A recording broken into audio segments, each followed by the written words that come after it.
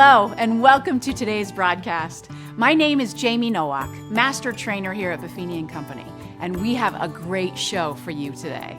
Brian Buffini is here to share his mid-year analysis of our economy and his bold predictions for our industry as we tackle the second half of 2019. I've been around for 23 years, and this man has never been wrong. Let's listen in now to hear his wisdom and extensive research on what we can expect ahead and how we can capitalize on our great opportunities to win in real estate while working by referral and living the good life.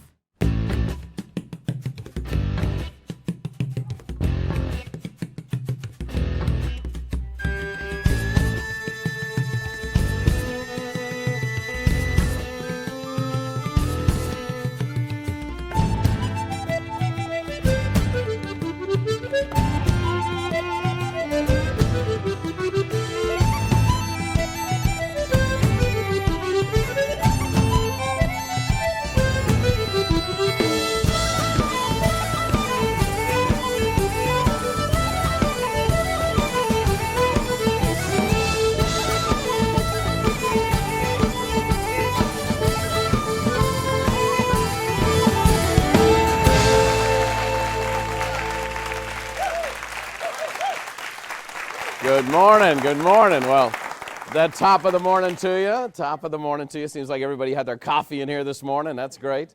And hopefully this will be a little shot of what you need here today. We're going to do a mid-year update. Once a year for the past 5 years, I've done a bold predictions, kind of letting people know where the market's going and so on and so forth. And we've actually been at this game a long time, helping people prepare for recessions and shortages of inventory and that kind of thing. So why are we doing a mid-year update? It certainly wasn't a goal of mine to start the year, but there has been so many changes in the real estate business. The speed of the change is so fast. The anxiety levels in the industry seem to be at an all-time high, and people who are doing extremely well still seem to be a little freaked out. And I've been doing a lot of events this year, and as I've had a chance to meet with some folks and talk to some folks, even long-term pros, solid producers have more questions than ever. And so I'm going to share with you some stuff. And I've been around the real estate business for 33 years, and I never have seen this much change. And there's more change coming. And change is a word that makes everybody scared. People say the word change, like, ugh. And so I want you to think about it if you've ever had a baby. You know, sometimes with a baby, a change is good, like changing a diaper is good, right? Is that right? And so, okay, we've gone from a bad situation to a better situation, right? So not all change is bad. Is that true? So the key component and what we're trying to do with our community at Buffini & Company is to lead people through the change, help them to prosper in the midst of the change, and do well and keep their mental state of being at the same time in a good state. And so it's not scary, but there is a lot of changes. And there are parts of the change that in of themselves are scary because we're living in a world that's changing at high rates. We live in a world that's very amped up and extremely anxious. Everything's anxious. The discussion is anxious. Everything is to the highest level. Oh, this guy's like Hitler. This person's like that. And that's on the news all the time and the social media all the time. And so any type of news at all is hyped up beyond belief now. They used to say, my mother used to say, that a lie will get halfway around the world before the truth has its shoes on. Today, a lie will get 50 times around the world before the truth gets its shoes on. So we have to be able to cut through the stuff. And so I'm going to share a lot of things today. When I talk about economics, I have no political horse in the race, the beauty of being Irish. So when I say things are good, you're just this guy.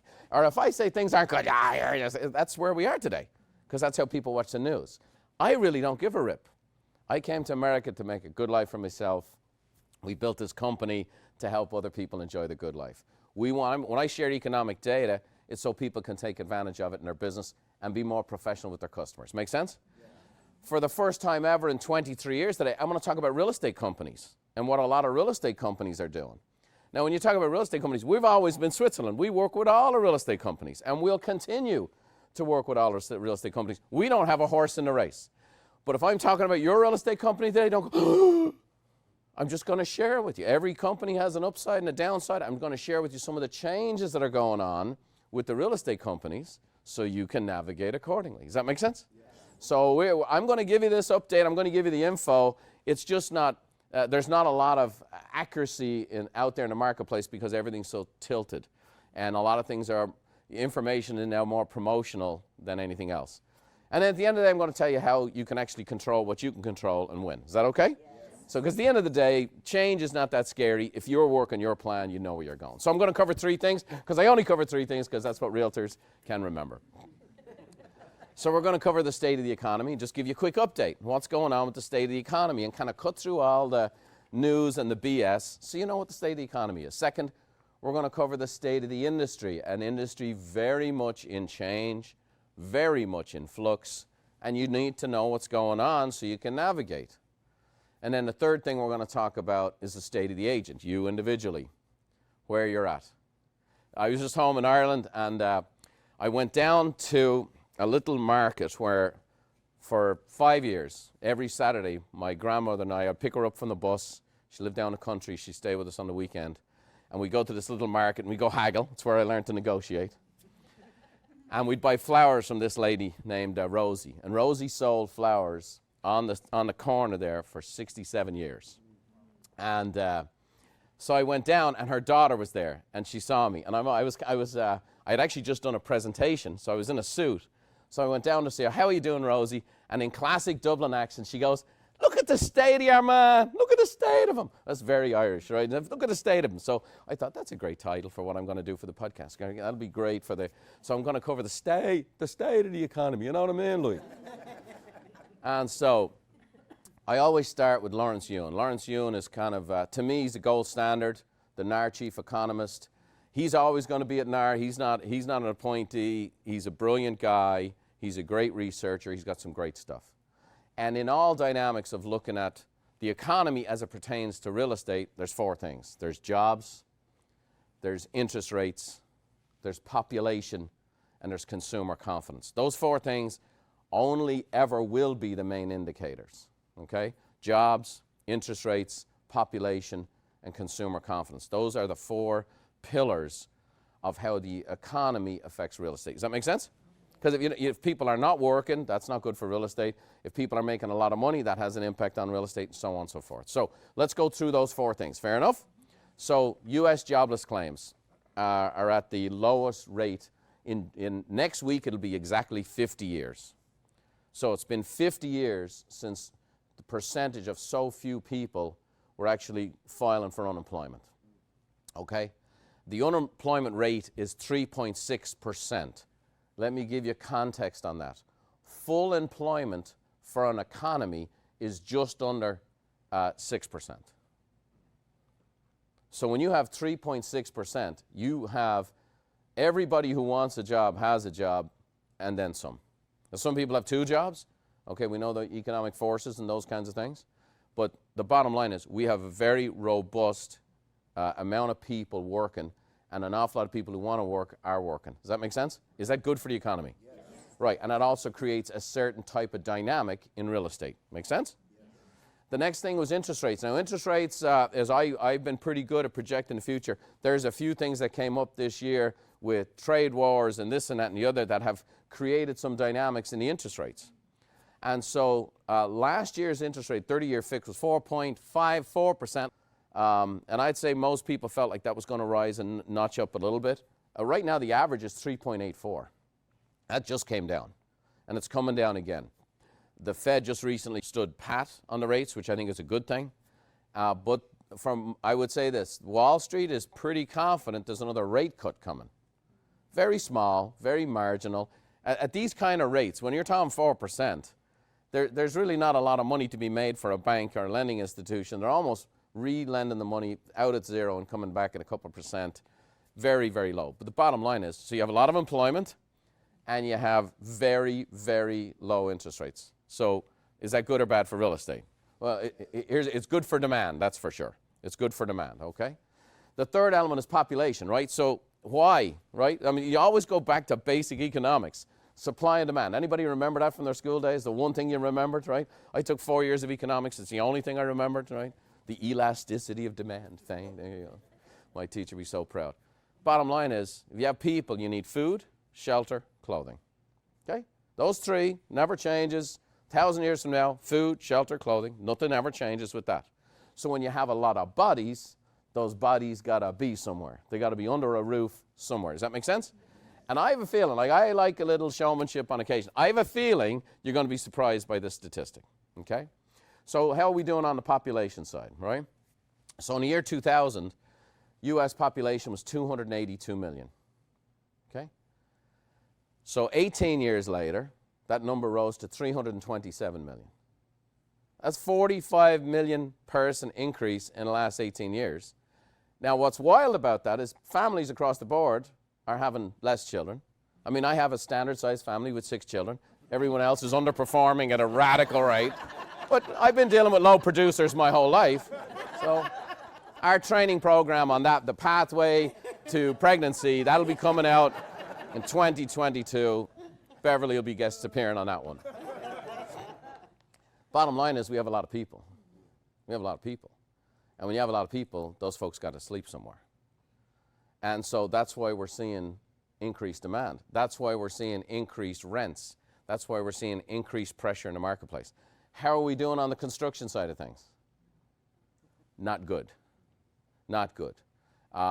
Single-family construction, for example, is 4% less than last year already. We're just seeing initiatives where companies like Google and Apple are actually now making huge commitments. Microsoft is committing $1 billion to build housing. Google's going to build housing because it's so difficult. Now, I'm going to say this pressure has got to change. The restrictions on construction are still enormous. I love building. I probably like building houses and properties more than anything in life. I just love it.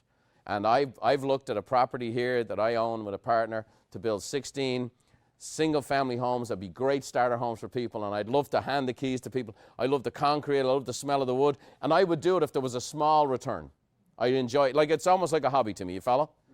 But with all the fees and all the restrictions and all the government stuff involved, there's no way in God's green earth I'm going to do it. Because I'm not going to lose money doing it. Does that make sense? I don't want to hand somebody a key that bad. And so I don't like the smell of the wood that much. People have to be incentivized to do it. And so that's going to have to shake itself out, and that still hasn't shaken itself out 8 years into this process. So we are going to continue to have a housing shortage that is not going to change. And we are years and years and years away. So that will put a premium, by the way, on how to go and develop a listing, and the skill set required to do that. And the competition to get a listing is going to increase all the time. We'll be talking about that. Consumer confidence, huge deal for the economy, especially real estate. 53% of people believe the U.S. economy is improving. Now watch this. Optimism is highest among those who earn over 100 grand a year, or those who live in more rural areas. Now, why in more rural areas? Rural areas have less access to media. Less access to media is producing a more optimistic outcome. We're seeing certain backlashes now among younger people, Gen Z. Did I say poople? No, it's poopy stuff we're talking about, which is access to media, right? But the fact is, younger kids are, there's a backlash coming where they're getting less connected to this stuff, and they're somewhat disconnecting from some areas of social media and some areas of regular media because they're kind of burnt out on it. And so for some of us, it might be good to go on a little bit of a media fast and get away from all the drama stuff that's everywhere, that's impacting our minds, that's impacting our attitudes, okay? I was home in Ireland. My dad, you know, he's 87. He's not getting around like he used to. Whenever he's sitting there watching the boob tube, and I got, Dad, we got to turn this thing off. We got to turn this thing off, you know? And we're going to have some good conversations. We're going to turn that thing off. Does that make sense? Because it's just pumping it out all the time, all the time, all the time. 65% of people believe that now is a good time to buy a home. If you happen to be in a real estate business, that's a good thing. Okay, now we know that younger folks, especially millennials, they're living at home longer. Okay, that student debt, that's another issue that's coming to the forefront more and more. People are examining the dynamics of the economy of student and college debt and the purpose of college and the process of college. And we can have a whole discussion about that someday if you'd like. But the fact of the matter is people are analyzing that. Now, the idea is not, okay, whether this works or not, okay, we're just going to pay for everybody to go. But the ultimate dynamic is younger people have more debt. Younger people seem to be far more committed to lifestyle. And so they're not willing to get into exorbitant amounts of debt to go and have that American dream just yet. The rates of younger folks who want to buy a home is higher than ever. Millennials want to own a home higher than any generation in history, but they're not willing to sell their soul to do it. And I like all of that. I like all of that because that stops giant recessions from happening and market crashes from happening. Does that make sense? So there's some parts of this that aren't going to change for a while. So just a little recap. Jobs, interest rates, population, consumer confidence. How are we doing on all four fronts? Very good. Oh, by the way, is that going to lead the nightly news tonight? Of course not. Of course not. But is it the truth? And it's very important. It's very important as we at Buffini Company here work with all of our members out there in the marketplace to give you the information. I'm going to talk to you a little bit about the Brian Buffini Real Estate Report here in a minute, where we want to give you the information so you're able to educate your customers. Because you know what? Your customers know, but they're also getting beat up as well. Does that make sense? Yeah. So I'll give on the economy, I'll give the last little piece here. There's a subtext here that's going on that's microeconomies that are taking place to Lawrence Yun. And he talks about there's a steady shift taking place in relocation of people and companies into more affordable regions of the country. And so that is going on. So we're seeing New York, Illinois, New Jersey, the highest tax states are losing people. California is in a very unusual place. We're losing middle income people and high net worth people are coming. So they're coming for the sunshine. They're coming to buy oceanfront properties. Sometimes their domicile is not coming with them. So they're buying very expensive homes in California, but they're registering to live 6 months a year somewhere else. Does that make sense? And so we have a very unusual economy going on in California, where what we're seeing is our real estate prices are still going up. We're actually having high-income individuals move into the state, but their tax dollars are not coming with them. Okay? Stay tuned. Governor Cuomo, New York, just announced, he says, you guys want me to tax the rich? I did, and they've all left. And New York now has a $2.1 billion shortfall on their budget. So it's a short flight from New York to Miami, and it's a little sunnier down there, and you don't pay taxes down there, okay? You follow? So now, all things considered, affordability is always the key, and again, Lawrence Yun says affordability has been sliding. It's getting tougher, but it's still better than where we were in the year 2000, okay? So it's not the end of the world. As I mentioned, we produce for all of you, our members, the Brian Buffini Real Estate Report. It's fantastic. Obviously, we print it so you can, we create it so you can download it. It's got some fantastic resources in it. Have a little copy of it here. Here's the Canadian version, right? So we have our Canadian friends well taken care of. And so there's a lot of great info in here. You can download this stuff. There's not only the state of the market, there's, mortgage stats, today's buyer, working with today's seller, lots of cool stuff. It's also done so that you can download it, put it on your tablet. I believe in today's world, you need to be, as a pro, showing up and be able to give a small little education to your customers on the state of the market nationally. Does that make sense? Yes. They watch local news, and real estate is all local, but they're also watching the national picture. So that being said, let me switch gears a little bit here for you, and let me talk a little bit about the changes going on in real estate, which are, it's an unusual time. And there's just been an awful lot of pieces moved. Now again, remember, I don't have a horse in the race.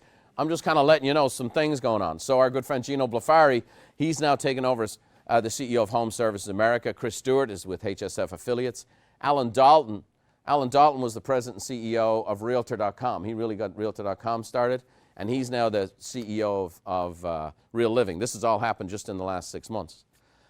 Nick Bailey was the CEO of Century 21, and in less than 2 years, he's now out. And Michael Meidler's now the president and CEO of Century 21. So a lot of little pieces are moving.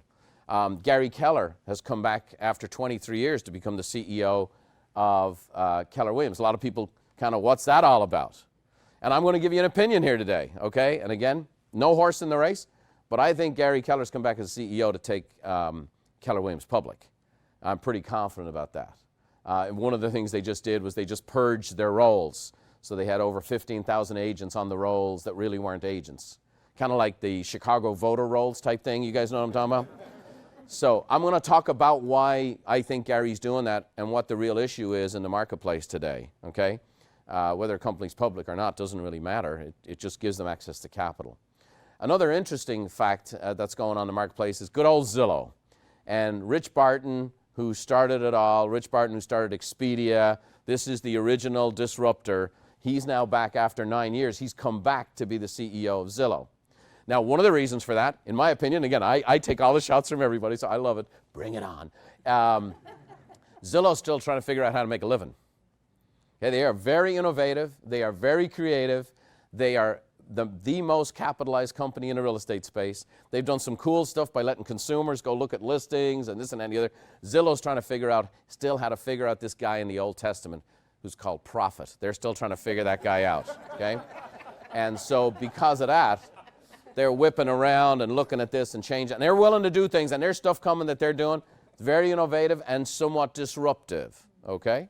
Oh, by the way, our Canadian friends are like, they're not coming up here. Well, what happened up in Canada is different, because Zillow wined and dined the real estate companies in America. And I would be asked, what do you think of Zillow? And I would share what I thought was going down.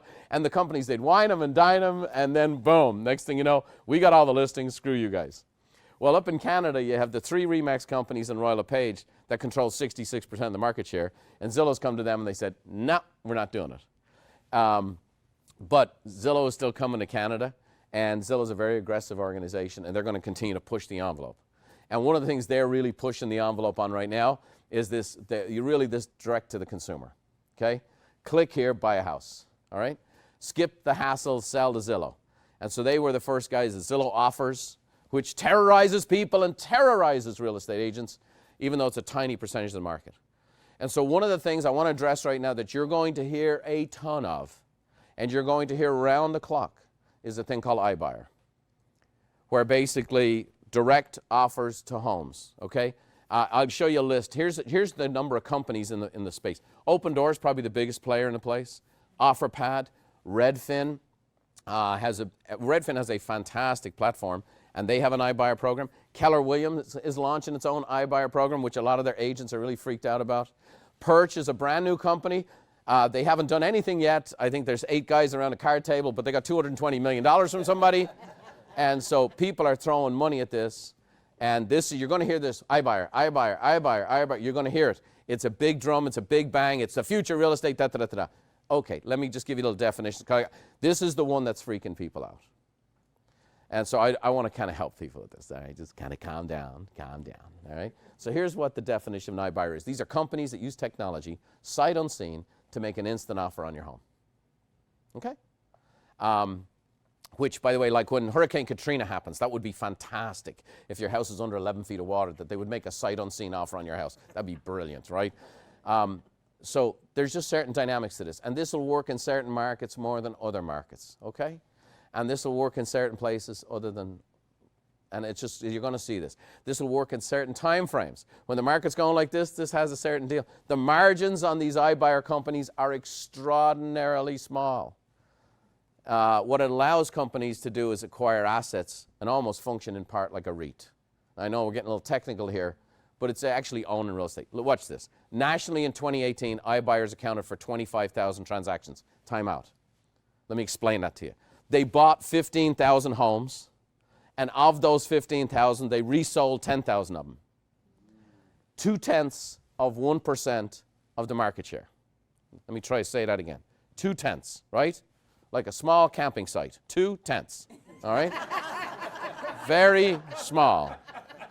So here's what I'd say to you. Don't spaz over this. You're going to hear more and more of this all the time. By the way, this is nothing new. I've been around real estate for 33 years. I have seen almost nothing new in 33 years.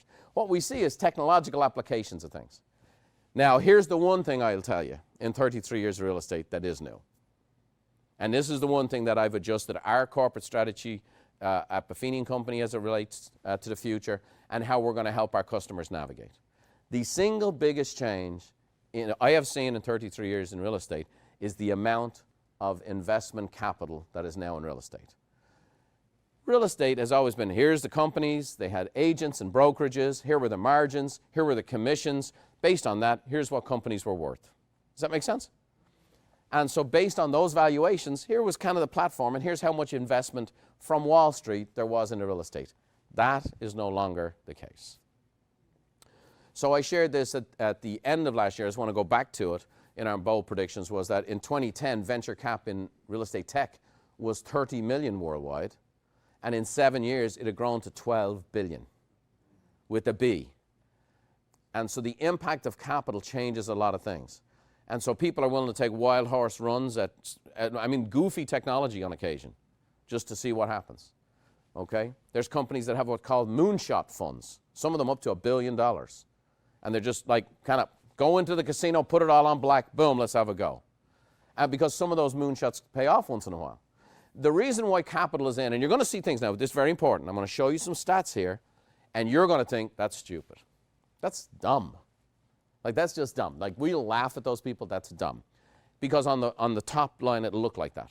When you're looking from a standpoint of income less expense equals profit. But understand this, that people with billions of dollars are rarely dumb. Not always smart, but rarely dumb.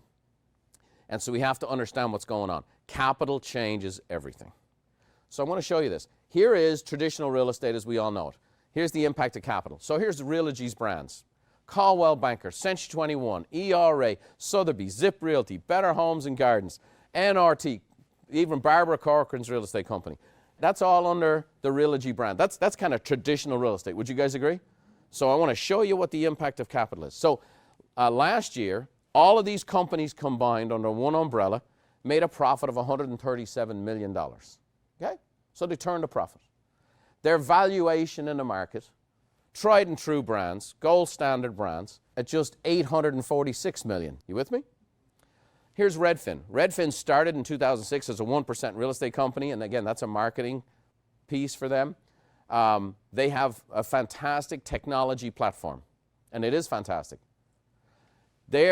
Last year, they lost $42 million.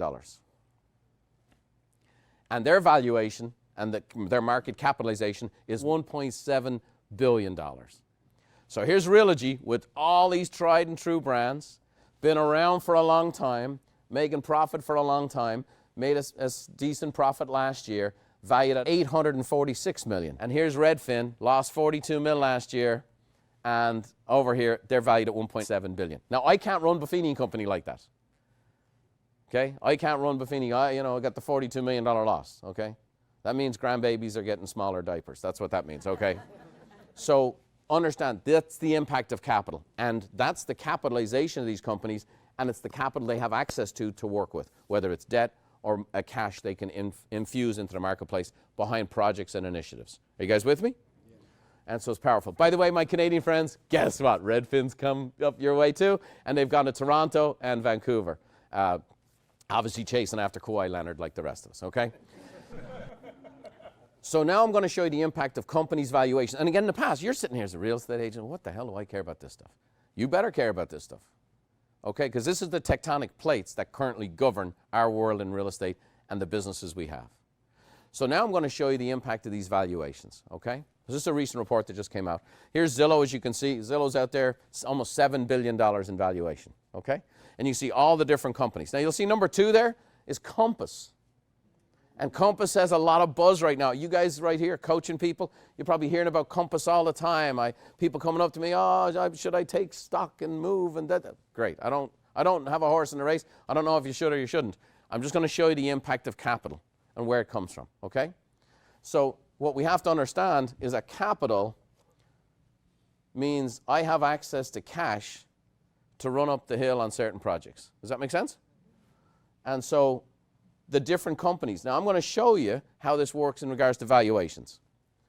Last year, Compass did 35,000 real estate transactions. And they're valued at $4.4 billion because they're packaged and presented as a technology company. By contrast, RE/MAX did over 40 times that production, okay, at 1.57 million transactions. So 44 times, I think, somewhere around there. Their valuation is $946 million. Common sense says, what's that all about? The market is looking for technology, the market is looking for scale, and the market is looking for things that they can invest in to disrupt or take hold of the real estate industry. Does that make sense? And so that's why all these conversations are about. I don't know, if somebody comes to you and says, should I be at Remax or Realogy or Compass? I have no idea what the right answer is for you. I'd say a place where you enjoy the people you're with, the broker in the office, the environment to actually help you prosper and grow your own business, that's the best decision. But don't make decisions based on somebody's market share or market capitalization and trying to get you into the stock business and this and that and the other and whatever else. That, I would say, is bad advice. That's why Gary Keller came out and said this. We are a technology company. Number one, it means we build the technology. Number two, it means we hire the technologists. We are not a real estate company anymore. Why is he, and he took a lot of flack for it when he said it, and I went, I know what he's doing. He's packaging himself as a technology company. Why? Because I'd rather get valued like Compass than I would Realogy. Are you guys with me? And so that's what this is all about. And that all that conversation gets put out in tweets and little bits of information, and what it does is it creates confusion and it creates context for agents that puts them in a bad spot. Are you guys with me? It makes people more anxious, makes people more nervous. We need to understand that capital is in real estate and it's never going away. We need to understand that we're going to continually navigate through real estate through the eyes of what capital does.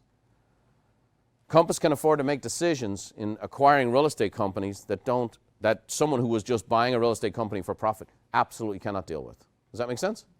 Because of their valuation, okay, and because their access to capital.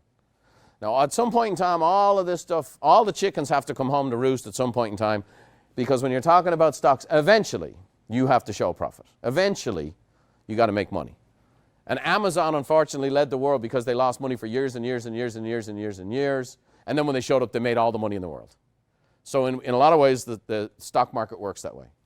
So I know for some of you, they go, what does this really impact? I'm going to share with how it impacts you in a minute. So I'm going to dive right into the state of the agent. And I'm going to share with you what's going down. What's going down right now. Here's the first one. Increased commission pressure. There is and there will continue to be increased commission pressure. That's actually one of the functions of all this capital in the marketplace. So many people are trying to get into the game. Okay? A company came out a couple years ago, and I don't mind saying this is just my opinion. Okay? A company like Purple Bricks came out. And they came out, and their ads were all about thrashing real estate agents. You paid too much. Your agent's a loser. This and that and the other. And then their, oh, by the way, was, come to us and we'll help you find a realtor. So when you run ads that say realtors suck, but we're going to find you a realtor, I think you suck. Okay? And they're not doing so hot. Okay? I'm sure my attorney will hear something about that. Great. That's what he's there for. Give him something to do. All right? So there's going to be a continued increase in real estate membership. Just so you know right now, in the history of the National Association of Realtors, right as we speak, is the highest membership in history. There are more people with a license to kill than ever before. And a lot of them have a license, and unfortunately, and by the way, the National Association of Realtors is aware of this, and even though they get paid dues, they know it's not altogether a fantastic situation, okay?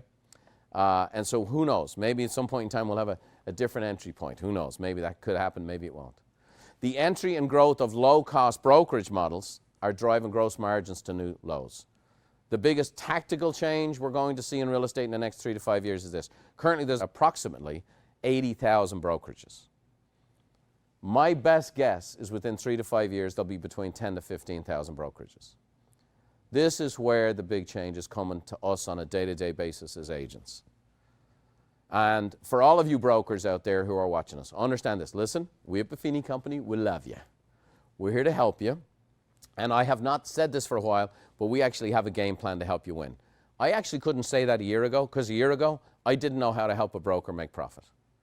Even though we have a number of brokers who are very successful and are doing well, but I feel very comfortable that we can help brokers make money. But very few people in the brokerage business right now are making money. I believe it's somewhere around the 90% of brokerages are losing money, or at margins that are 1 to 2%, which means it's just not, the juice is not worth the squeeze. And so this new pressure, this new capitalization, so on and so forth, you're going to see mass consolidation. You're going to see a reconfiguration in the brokerage model, okay? The next piece to this puzzle is the growth and the size of teams. I believe within the next 18 months, 1 out of every 3 realtors will be a part of a team. And we're going to talk about that in future dynamics. We have great resources being built as we speak for teams at Buffini & Company to help team leaders do better and ultimately to train the team members that team leaders don't have the time, energy, or effort to do. But the growth of teams is ultimately supplanted, in many cases, the dynamics of brokerages. And so brokers have always struggled with having teams. Some companies have done a better job with it than others. But the sheer growth of teams is also adding to the immense defanging and decentralization of the real estate business as it pertains to the original brokerage model. Does this make sense? And as you coaches, many of you work with brokers, you're working hard to try to help them make a living. Well, I'm excited to let brokers know we can help you. If you're not with us at Buffini & Company, you're not in a membership or in our training, and you own a brokerage, I would encourage you, if you want to stay in the brokerage, to give us a call, okay? Because we have some stuff. We have what ails you. We can solve it for you, okay? But it's going to take a little bit of a, it's a bit of a plan and a bit of a process, but ultimately you'll be sitting pretty. So let me talk about it's kind of scary stuff. Would you guys agree? I mean, I don't like the idea of that. I love seeing local real estate offices. And I hate the idea that you might see 80,000 turn into 15,000. I agonized over whether I would say that to people here today. But I want to share with people the truth. I don't like the idea of that, but again, sometimes good things can come out of this, all right? And it's also very important as I switch to the state of the agent that agents understand that they should be with a good broker who has a good model and he or she is making money. And you as an agent should be interested in whether your broker's making money. And most agents, we're really not that interested in whether the broker's making money or not. You should be. Now, you should be interested that they're making money and that model is fair to you too, okay? So it's not socialism. Oh, you have a bad model, I'm going to bail you out. That's not how this works. So let me give you the tip, right? Are you guys ready for the encouraging part of the story, right? Everybody's dead, everybody's died, you know, everyone's in prison. Where do we get to Zewantaneo? On the beach, okay?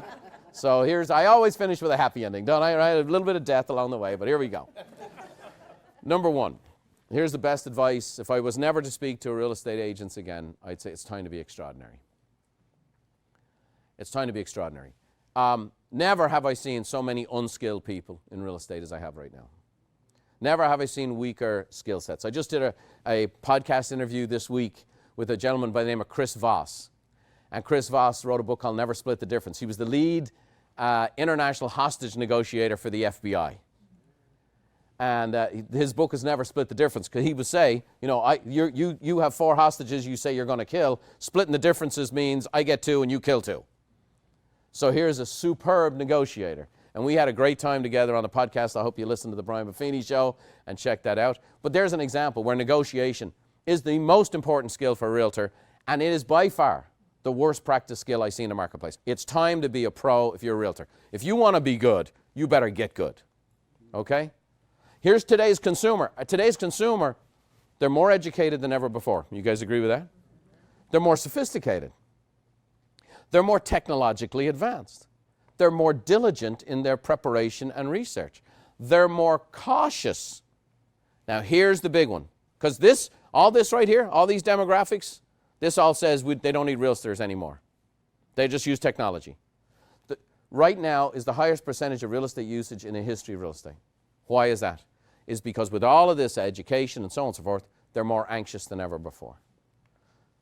Buyers are more anxious than ever before. They need a trusted advisor. They need a pro, a skilled pro, someone who knows what they're doing and knows how to do it. Not somebody with a license, not somebody who's just hoping the deal, just get it closed, close my eyes and hope it happens. Recently we had Andy Andrews at one of our events, and he said this great quote, so I'm going to quote Andy at our event. He said, advertising is the price you pay for not being extraordinary. Yes. True? Yes. It's time to be what? Extraordinary. Not good, not just show up. If this is your passion, if you love real estate, then get in the game. Get in the game. Work on your craft. Become a pro. Don't just show up. Work on your craft. Here's the second thing. Focus on relationships. Everything tech. So all these tech conferences in the last 6 months, it's been hilarious. And my phone blows up, and I get all these emails. Here's these tech conference this, tech giant that, tech this, and all these panels, and everybody all the time says what? It's all about relationships. The guy selling the technology goes, it's all about relationships. Oh, you better be good at the relationships. We have the best tech, the best tech. It's all about relationships. We're working on end-to-end solutions. It's all about relationships. We have online lead generation. It's all about relationships. We have the best platform. We're valued at $1 Brazilian. But you better have some relationships. It takes skills to have relationships. And then people go, yeah, but the young people today, they're all tech. They don't pay for anything. They don't value anything. Well, grumpy drawers, let me tell you something. I'm going to show you some stats that say the younger people are more loyal to great customer service and great service than any generation in history, including the greatest generation, including the vaunted baby boomers. Boomers, if they get great customer service, they'll stay loyal to it 62% of the time. Gen Z, these are the young folks. They're still in high school, most of them. They're 65%. Gen X, that's kind of my era, 68%. We're making a strong move. Millennials, you know that much maligned, tight jean wearing, coffee sucking, man bun wearing generation. Okay? 2 hours on a craft beer, 1 hour to decide where they're going to live for the rest of their life. 78% of them, when they get great service, are loyal to that customer and that brand, that service. Does that make sense? They will stay loyal more than anybody else. Look, the pressure's on the commissions. The pressure's on the brokerages. The technology's coming. Look, as an agent, we have freaked out. Oh, they found the house themselves. They're supposed to. Realtors feel the need to cut their commission because someone said, I found the house myself. Oh, you're going to find the house yourself. That's a tiny part of my job. My job is to put you through this process, make it as painless as possible, negotiate the multiple negotiations that are from the very day we start all the way through the end, and get you in a process where all the details are handled and the thousands of things that have to be done and the checklists that have to be done and the 30 things that can go wrong on a transaction that you won't even know about because I'm staying awake at night. Just like Gotham City. Batman's up on the wall. You sleep well, Gotham. Okay? We're going to get you into your home. People are anxious, people are nervous, people need a pro. They need a skill pro, not just somebody with a license. Okay?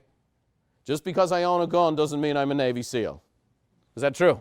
Yes. You have to learn, you have to be a pro, you have to work on your skills. So what is that all about? You got to be better with the fundamentals. Oh, there he goes. Oh, grumpy drawers, he's always coming back to it, isn't he? Why? Why do I say that? Because I have 33 years of expertise in this subject. That a poor immigrant became a multimillionaire. That built a company that's churned out millionaires. That has an average volume as a base. You want to talk to all those companies? We're the most productive of all of them with our network. All of them. The most successful agents in North America are working our system. Peaks and valleys in income. My favorite author said this. He said that's the price you pay for not mastering the fundamentals. You're having peaks and valleys in your income, that's just why. A fellow with an equal net worth recently said this about real estate. He said the solution for productivity is training, systems, and motivation. Training, systems, and motivation. Oh, by the way, Warren Buffett owns an awful lot of real estate companies. Are you guys with me? He's not a talking head. He's put his money where his mouth is. So where are we at in real estate? You ready? Big deep breath. Couple of minutes left. Here's where we are. Here's where the average sales agent, we just had an increase in revenue. We just came out with a new NAR report. So the average sales agent in gross revenue is now $31,900. Nice, little bump. Average Buffini company coach member, $358. I want to explain this to you, and I had a conversation with an investment guy the other day, and I wanted to let him know why I still get out of bed in the morning. And why I still get out of bed in the morning is because I have a heart for the people at 31.9. Because I know the pain of that. 31.9, you know what it works out to be if you work 40 hours a week? $16 an hour before expenses. You know what it works out to be after expenses? $10 an hour. The exact same average rate as anyone who works at McDonald's. Working at McDonald's is a fantastic place to start. it's not a great place to be for a 54-year-old, which is the average age of a real estate agent. And the other thing about McDonald's, those kids get paid every 2 weeks, and they get benefits. This is the most important profession in the most important industry in the world. It's the largest, most important segment of the U.S. economy, and the people who make it happen are the most important people, essentially the most important workers in America, making McDonald's wage. Now, obviously, those numbers are skewed because there's a bunch of people doing nothing. Does that make sense? And there's a bunch of people who have a license who aren't doing anything. So the number's skewed. But the fact of the matter is, I want it to be skewed in the right way. And that's what we dedicated ourselves to at Buffini Company, is turning this around. Here's the key. You ready? Here's the magic. Here's the secret. The secret. You got to practice and learn how to do it right. If you're making 31 grand a year gross commissions before expenses, you're not doing it right. Now, you might be brand new at it, that's okay, but you're not doing it right. And there's a way to do it right, and we tell people how to do it right. We have a process called the pathway to what? Not mediocrity, the pathway to mastery. And we have 3 levels in this. We have this essentials course. Being developed right now is the advanced course, and ultimately this mastery course. Now, for all of our members watching, some of you are like, I got this down. Tell me when the advanced and mastery comes in. Nobody will take the advanced course who hasn't taken the essentials course, because I'm not interested in setting anyone up for failure. The greatest people in the world, the greatest performers in the world are those who have mastered the fundamentals so they can go on to the next level. And then when they get to the next level, they find a way to dive back into the fundamentals. Does that make sense? I came up with a little thing the other day in writing a personal note, and I was tickled pink. And I have written hundreds of thousands of personal notes in my career. And I was really like chuffed with myself driving home. And the card's this big. And I've been staring at hundreds of thousands of these things for 30 years. Keep working on the fundamentals. Keep working on the fundamentals. For those of you who are new, this is the most successful training program we've ever launched. Almost 8,000 people have taken this program in the first half of the year.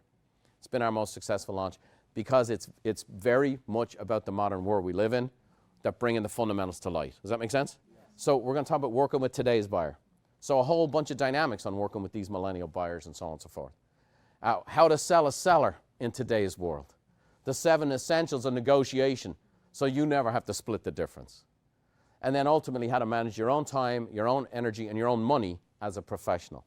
And so we have built these programs where we invest millions of dollars into them. We deliver them through brokerages and mentors because we want everyone to participate in it. And for pennies. $395 for someone who's starting out, $295 for a member.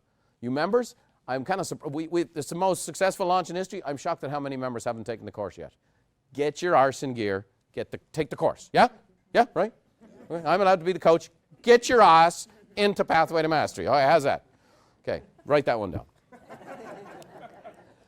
I'm going to finish up here. I'm going to share with you. I have 2 things. Whenever you do a little pop-by, when you ever greet people, you should bring a little gift, right? Have you learned that yet? So for those of you who are not yet members, you just haven't seen the light yet. You're committed to misery and poverty. We got a gift to help shed the light for you. We're going to give you this market update. You can download this, put it on your iPad, put it on your research, learn it yourself, be a pro, communicate and connect, okay? So just go to Bold Giveaway 19. All right, I'll give you a couple last little things as I recap here a little bit, and then I've got a neat little story to tell you. What can you expect going forward? Real estate companies are going to remain in flux. You're going to see a lot of changes continually in leadership, what's going on, how it's going on. This is going to be the norm going forward. Huge amounts of capital will affect the industry. I'll keep updating you and let you know. You'll be ahead of the game. But there's giant money in the game. Big boy, big girl money in the game. Significant reduction in brokerages. Increased commission pressure. You just need to know. That's the name. What does that mean? Don't get blown up by that. So guess what? If you make a good living selling 18 homes a year, you might have to sell 21. Okay? It's not the end of the world. It's not the end of the world. Here's my biggest bold prediction. Highly skilled, relationship-focused pros will make a fortune in the future. Do you guys agree with that? Yes. Highly skilled, relationship-focused pros will make a fortune in the future. We have an economy that's in a good state. We have an industry that's in a changing state. And we have an agent environment that we can control our state. And I want to finish with this, because this is what gets me out of bed. I think this is why many of you here are involved at Buffini and Company. I want to tell you a story about one of our clients. Her name is Janelle Schmittling, and she is from Shiloh, Illinois. Married, couple of kids, gets in the biz, does what people do, right? She's grinding along. In 2014, she did $2.5 million in transactions, okay? And not doing good, thinking of quitting. She couldn't sleep one night, gets on the computer, and she uses the Google, as they say at home. She uses the Google. And she Googled Buffini and Company and real estate coaching. And she looked at it, and this was great, and I'm interested in that, but I can't afford it. What should I do? Da, da, da, da. And then she saw a video. Now, this is what I love. I love this. This is good. She watches a video of a guy by the name of Ben Andrews, which many of you have seen, of a guy that was struggling, had to borrow a couple $100 from his mom to go take training, and got in the training, got some transactions going, ultimately changed his whole life around. So this is beautiful stuff. So she is now an inspirational story after watching an inspirational story. Are you guys with me? Yeah. It didn't get any better in work for me than this. So she takes the training, takes it a couple times, gets the ball rolling, right? So she starts off $2.5 million, and she goes from $2.5 million to $6.25. That's a real nice jump, right? From 15 deals to 37 deals, right? She's in a low price, average sales price area. She's going along. Gets into coaching now. Now she does the coaching and does the training. She's done the training every year, okay? Because I want to be a pro. Next year, 11 million, 65 transactions. Next year, 11.8 million, 71 transactions. That's a great year, because that's a year in coaching. We know we're helping her put our systems in place. Is that true? It's great. It's not always about doing this. That's a great example of what coaching. Big jump, plateau, put systems in place. Last year, 17.8 million, 111 transactions. Nice. That's a gal who was lying awake at night a couple of years ago, who was in a common state for the common industry. She made a commitment. First of all, she made a commitment to herself. She bet on herself. She invested in herself.